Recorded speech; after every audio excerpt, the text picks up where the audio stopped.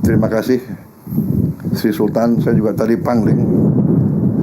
Sri Sultan juga tambah muda kelihatannya. Saya kira tadi kapten dari pasukan khusus itu.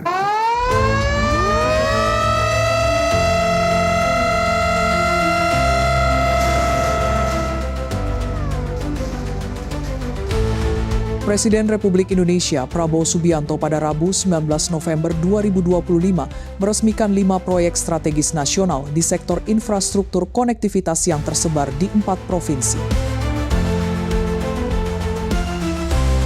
Peresmian yang dipusatkan di Jembatan Kabanaran, Kabupaten Bantul, Daerah Istimewa Yogyakarta ini menjadi simbol komitmen pemerintah untuk melanjutkan dan mempercepat pembangunan infrastruktur guna mendorong pemerataan ekonomi dan meningkatkan daya saing bangsa. Total nilai investasi dari kelima proyek yang mencakup 2 jembatan, 2 underpass, dan 1 flyover tersebut mencapai 1,97 triliun rupiah pembangunannya. Juga tercatat telah menyerap 10.461 tenaga kerja, serta memberikan dampak ekonomi langsung bagi masyarakat sekitar. Pada acara peresmian Jembatan Kabanaran di Daerah Istimewa Yogyakarta, Jembatan Sambas Besar di Kalimantan Barat, ya, flyover Cangguh di Magelang, underpass Gatot Subroto dan underpass Jogja Solo.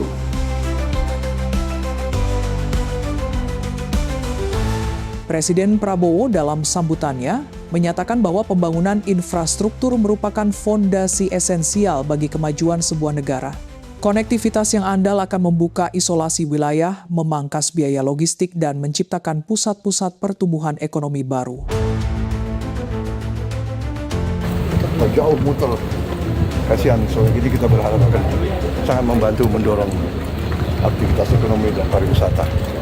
Dan kita nanti utamakan dari Sri Sultan sudah menyampaikan, diharapkan kawasannya bisa terintegrasi sehingga UMKM akan kita bina, kita atur supaya bisa ada kebersihan, fasilitas yang baik, ya, sehingga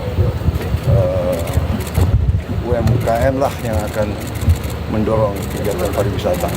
Nanti hotel-hotelnya juga akan disesuaikan lah dengan arsitektur kita sendiri, ya, yang cocok dengan budaya dan lingkungan kita.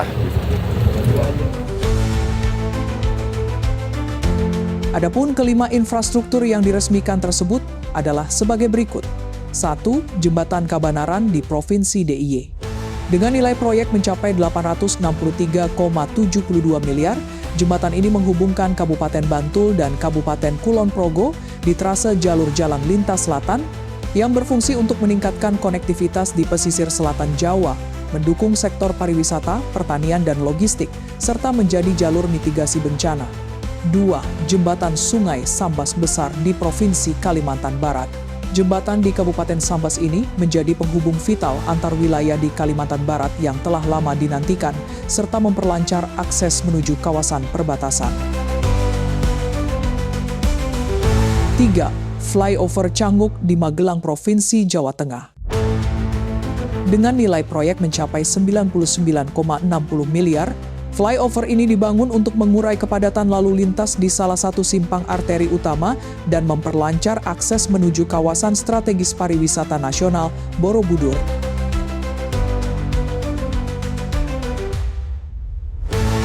4. Underpass Joglo di Surakarta, Jawa Tengah. Proyek ini memiliki nilai mencapai 312,9 miliar rupiah dan berfungsi untuk mengatasi secara signifikan kemacetan di Simpang 7 Joglo, memangkas waktu tempuh dari sekitar 5 menit menjadi kurang dari 1 menit.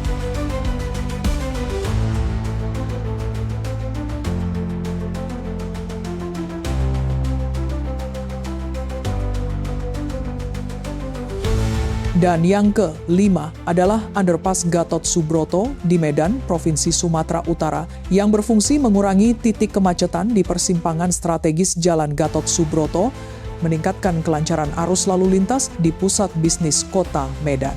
Proyek ini menghabiskan anggaran hingga 217,83 miliar rupiah. Penyelesaian dan peresmian kelima proyek ini diharapkan dapat memberikan manfaat nyata bagi mobilitas masyarakat dan pergerakan barang yang pada akhirnya akan berkontribusi pada peningkatan kesejahteraan dan percepatan laju perekonomian di masing-masing daerah serta secara nasional. Pemerintah akan terus melanjutkan pembangunan infrastruktur secara merata di seluruh penjuru tanah air sebagai pilar utama menuju Indonesia Emas 2045.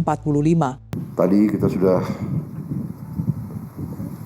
mendengar arti historis dari tempat ini, tempat perjuangan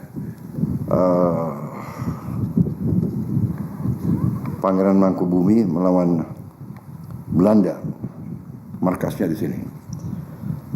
Juga bahwa ini nanti akan diharapkan mempermudah konektivitas, mempermudah akses juga kepada daerah yang begitu indah, begitu penting dalam budaya Jawa, penuh spiritualitas, dan kita mendengar ada rencana-rencana untuk membangun kawasan ini untuk mendukung pariwisata. Mungkin akan ada hotel-hotel yang bagus, fasilitas-fasilitas. Memang kita harus dorong pariwisata, karena pariwisata adalah penyumbang devisa yang sangat besar dan adalah penyerap lapangan kerja yang sangat besar pula. Jadi kita harus mendorong pariwisata. Alhamdulillah tahun ini pariwisata kita meningkat 20%. Salah satu peningkatan sangat berarti dalam perkembangan ekonomi kita. Saudara-saudara sekalian, saya kira itu ya. Terima kasih atas jerih payah semua pihak yang telah bekerja. Saya titip perawatan dan juga untuk selanjutnya ya, kalangan PU untuk melaksanakan proyek-proyek infrastruktur dengan sebaik-baiknya.